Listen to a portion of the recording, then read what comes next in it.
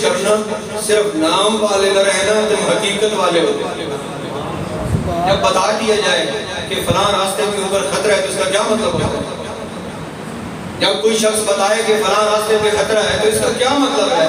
مطلب یہی ہے کہ یا تو تم جاؤ نہیں، اگر جانا ضروری ہے تم نے تو پھر اپنا کوئی انتظام کر لو، کیونکہ وہاں پہ خطرہ ہے۔ تو نبی پاک علیہ السلام نے بتا دیا کہ اسلام ایک رسم کے طور پہ رہ جائے گا۔ تو جب یہ دیکھو کہ لوگوں نے دین اسلام کو صرف ایک رسم کے طور پہ لیا ہوا ہے تو پھر تم حقیقت کا مظاہرہ کرو۔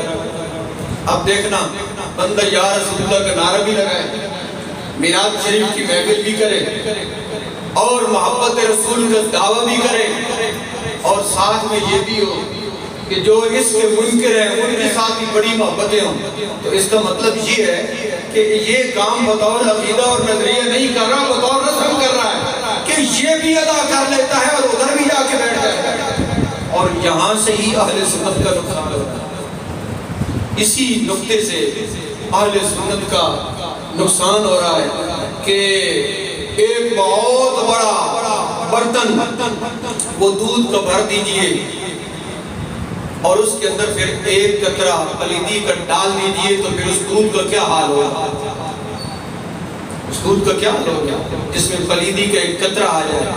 اس لیے اہل سنت کے نظریات میں یہ قطعاً گنجائش نہیں ہے کہ وہ کسی گمراہ کے پاس جائے یا کسی گمراہ کو اپنے پاس بلائے۔ اللہ پاک نے اپنے محبوب کو دین حق اور ہدایت عطا فرما کے بھیجا ہے، اور اس ہدایت کے اوپر کاربند رہنا یہ تبھی ہو سکتا ہے کہ بندہ ہدایت کے اوپر رہتے ہوئے جو گمراہی ہے، جو باطل ہے، اس سے بچتا رہے اور ہدایت کے اوپر، صراط مستقیم کے اوپر درست طریقے کے ساتھ وہ چلتا ہے۔ معزز سامعین کرام، اس مقام پہ اکابرین نے، مفسرین نے، محدثین نے بڑی تنبیہات فرمائی ہیں، اور جن کا خلاصہ اور نچوڑ وہ یہ بنتا ہے کہ جو اہل حق ہیں وہ اہل حق کے پاس ہی رہیں۔ اگر وہ حق کو بچانا چاہتے ہیں تو اہل حق صرف اہل حق کے پاس رہیں، اور حق یہ نہیں کہ صرف بندہ حق کو بیان کرے، باطل کو چھوڑ دے، کیونکہ معاشرہ یہ بھی کہتا ہے کہ تم صرف حق کو بیان کرو۔ اب باطل کو الگ کرنے کے ساتھ باطل کو بالکل نکھارنے کے بغیر حق تو واضح ہوگا نہیں۔ یا الحق وضاحت الحق، حق آگے اور باطل چلا گیا، اگر باطل بھی ادھر ہی رہے تو پھر حق کیسے آئے؟ معزز سامعین کرام، محبت رسول کے تقاضے ہیں اور عقیدہ حق اہل سنت کے تقاضے ہیں۔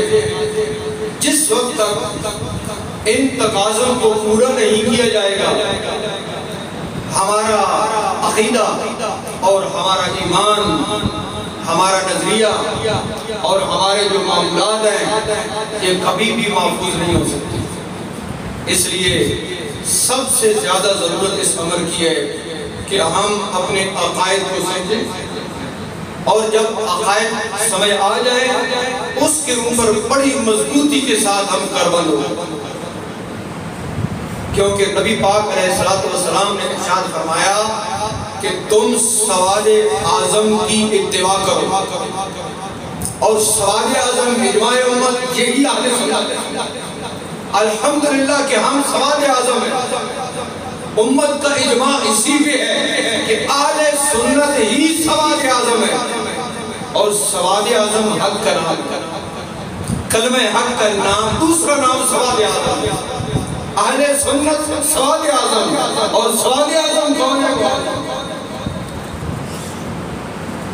خالق کائنات جل شانہ ہمیں کلمہ حق سمجھنے کی توفیق نصیب فرمائے۔